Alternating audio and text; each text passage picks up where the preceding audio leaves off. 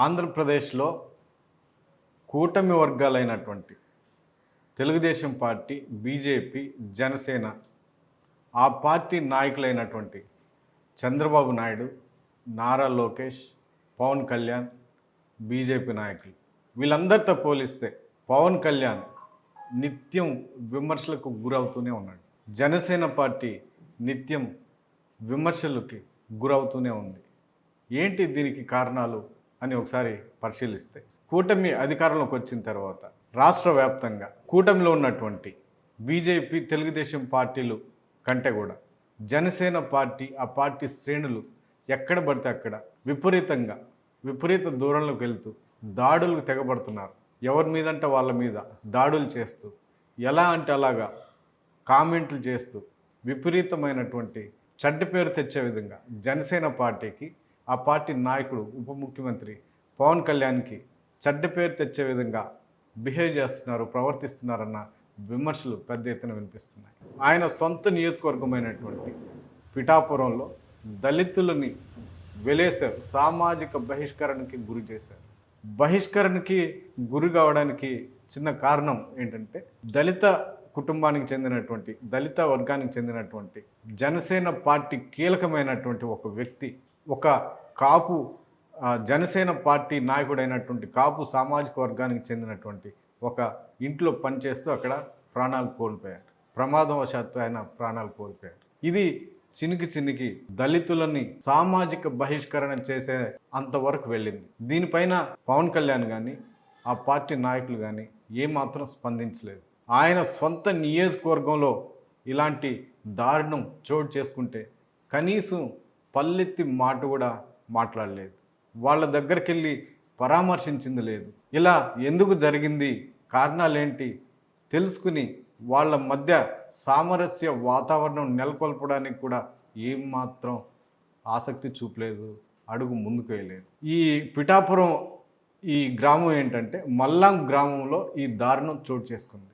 తర్వాత ఇటీవల రాష్ట్ర వ్యాప్తంగా సంచలనం రేకెత్తించినటువంటి దళితులపై దాడి కైకలూరు నియోజకవర్గం పరిధిలో దానగూడెంలో జరిగింది.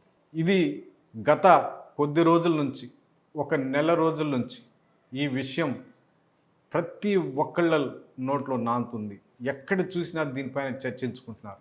ఈ కైకలూరు దానగూడెం దాడికి పాల్పడింది జనసేన పార్టీ నాయకులు. కొల్లు బాబీ అన్న జనసేన నాయకుడు ఈ దాడికి పురుకొల్పాడు. ఇతని ఆధ్వర్యంలో కాపు నాయకులు, జనసేన పార్టీ నాయకులు దళితుల మీద తీవ్రమైన దాడులు చేసి వాళ్ళని గాయపరిచి, మహిళలని, అమ్మాయిలను కూడా చూడకుండా దాడులకు పాల్పడ్డారన్న విమర్శలు పెద్ద ఎత్తున వినిపిస్తున్నాయి. ఇది ఇప్పటికీ రాష్ట్ర వ్యాప్తంగా పెద్ద ఎత్తున చర్చగా కూడా ఉంది. కానీ దీని మీదుగా కూడా ఈ అంశం అయినా కూడా పవన్ కళ్యాణ్ ఏమాత్రం స్పందించలేదు.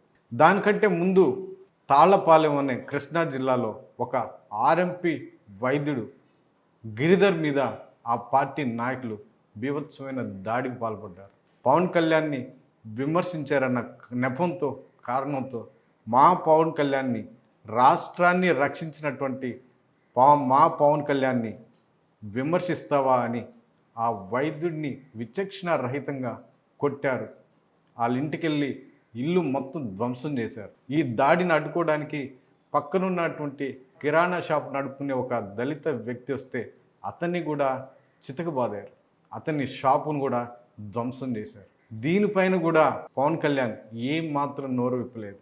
నోరు విప్పకపోగా, ప్రతిస్పందించకపోగా జనసేన పార్టీ నాయకుల్ని వెనకేసుకొచ్చారన్న విమర్శలు కూడా పెద్ద ఎత్తున ఉన్నాయి. అంతకంటే ముందుకెళ్తే కాస్త విశాఖపట్నం స్టీల్ ప్లాంట్ మీద కూడా ఆయన మాట్లాడిన మాటలు, ఎన్నికలకు ముందు మాట్లాడిన మాటలు, ఎన్నికల తర్వాత అధికారంలోకి వచ్చిన తర్వాత ఆయన ప్రస్తావించిన అంశాలు పెద్ద ఎత్తున దుమారం కూడా రేపాయి.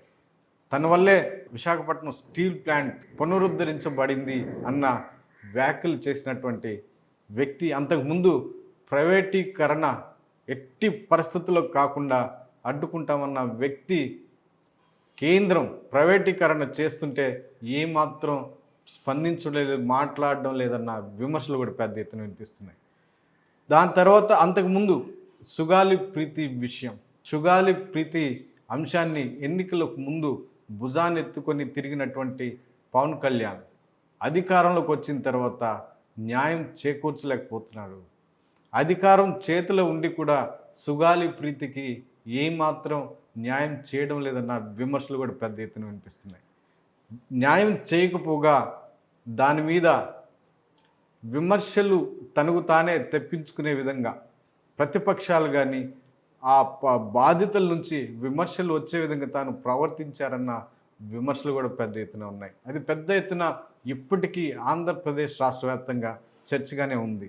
న్యాయం జరగనటువంటి బాధితురాలు తల్లి దివ్యాంగురాలైనటువంటి పార్వతి గారు ఇప్పటికీ కన్నీటి పర్యంతం అవుతూనే ఉన్నారు. దాని మీద ఇంతవరకు న్యాయం చేసే దిశగా కూటమి ప్రభుత్వం కానీ పవన్ కళ్యాణ్ కానీ ఏమాత్రం చర్యలు తీసుకోలేదన్న విమర్శలు కూడా ఉన్నాయి. దానికంటే ముందు కాస్త హరిహర వీరమలు తాను నటించినటువంటి భారీ బడ్జెట్ సినిమా హరిహర వీరమలు తాను అధికారంలో ఉండి తనకు తానుగా భారీ ఎత్తున టికెట్ల ధరలు పెంచుకున్నారు. ఈ పెంచుకోవడంలో అధికార దుర్వినియోగానికి పాల్పడ్డారన్న విమర్శలు కూడా ఉన్నాయి. షూటింగ్ సమయంలో కూడా తాను అధికార దుర్వినియోగానికి పాల్పడ్డారు అన్న విమర్శల మీద కేసులు కూడా బుక్ అయ్యాయి. కోర్టులో కేసులు కూడా వేశారు. తర్వాత హిందీ భాష మీద కూడా ఆయన రకరకాలుగా వ్యాఖ్యలు చేస్తూ గతంలో హిందీ భాషని ఉత్తరాది ఆధిపత్యాన్ని వ్యతిరేకించినటువంటి పవన్ కళ్యాణ్, తీవ్ర స్థాయిలో విమర్శలు గుప్పించినటువంటి పవన్ కళ్యాణ్ తర్వాత హిందీ భాషని భుజానికి ఎత్తుకొని దేశవ్యాప్తంగా తిరుగుతూ దానిని సపోర్ట్ చేస్తూ మాట్లాడుతున్న సందర్భాల్లో కూడా ఆయన మీద పెద్ద ఎత్తున విమర్శలు వినిపిస్తున్నాయి. అంతకంటే ముందు కూటమి అధికారంలోకి వచ్చిన తొలి రోజుల్లో టీటీడీ వివాదాన్ని భుజాన్పైకి ఎత్తుకున్నారు. ఆ తర్వాత ఆయన దీక్ష కూడా పూనాడు. పవిత్రమైన లడ్డు అపవిత్రమైంది అని ఒక తిరుపతి కేంద్రంగా ఒక డిక్లరేషన్ కూడా ప్రకటించాడు. ఆయన ఆ సందర్భంలో తమిళనాడుని టార్గెట్ చేసుకుని తమిళ్లో, హిందీలో, ఇంగ్లీష్లో 3 భాషల్లో ఆయన మాట్లాడిన తీరు కూడా పెద్ద ఎత్తున చర్చగా కూడా మారింది. అంతకుముందు ఎన్నికల సమయంలో ఆంధ్రప్రదేశ్లో వైసీపీ ప్రభుత్వ హయాంలో దాదాపు 30,000కు పైగా యువతులు మిస్సింగ్ అయ్యారు అని సంచలనమైనటువంటి వ్యాఖ్యలు చేశారు. కానీ అధికారంలోకి వచ్చిన తర్వాత దీని మీద ప్రస్తావన కూడా చేయలేదు. ఇది కూడా ఈ అంశం మీద కూడా పెద్ద ఎత్తున విమర్శలు పవన్ కళ్యాణ్ మీద వచ్చినాయి. ఇలా ముగ్గురు అంటే కూటమి సారథులైనటువంటి పవన్ కళ్యాణ్, చంద్రబాబు నాయుడు, నారా లోకేష్తో పోలిస్తే వీళ్ళిద్దరితో పోలిస్తే పవన్ కళ్యాణ్ మీదే విమర్శలు ఎక్కువగా వస్తున్నాయి. విమర్శలకు కేంద్ర బిందువుగా పవన్ కళ్యాణ్ మారుతున్నారు. పవన్ కళ్యాణే ఈ విమర్శలకి కేంద్ర బిందువుగా మారుతూ విమర్శలు తనపై వచ్చే విధంగా ప్రవర్తిస్తున్నారా? ఆ విధంగా ఆయన పబ్లిసిటీ చేసుకోవాలని కోరుకుంటున్నారా? లేకపోతే తెలియనితనంతో విమర్శలు వచ్చే విధంగా ఆయన ప్రవర్తిస్తున్నారా? లేకపోతే రాజకీయాల్లో అనుభవం లేకపోతే ఆయన అంత మెచ్యూరిటీగా ఆయన వ్యవహరించకపోవడం వల్ల ఇలాంటి పరిస్థితులు ఏర్పడ్డాయా అన్నది పవన్ కళ్యాణ్ గారే వీటికి సమాధానం చెప్పాలి.